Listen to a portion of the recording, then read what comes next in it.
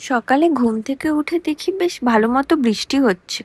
তখন মনে হলো আজকের লাঞ্চটা একটু স্পেশাল হলে মন্দ হয় না। ফ্রিজে বোনলেস চিকেন ছিল, তো ভাবলাম চিকেন স্যাটে বানিয়ে ফেলা যাক।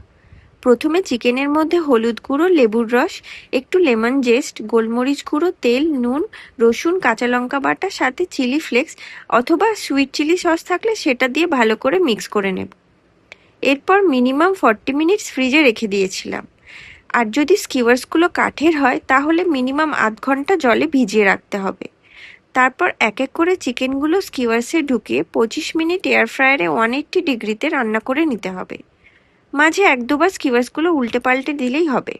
চিকেনটা রান্না হতে হতে একটা চটপট বাটারি সস বানিয়ে নেব।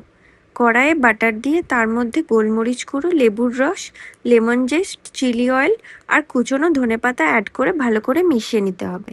এরপর গরম গরম চিকেনের ওপর সসটা ভালো করে অ্যাপ্লাই করে নিতে হবে।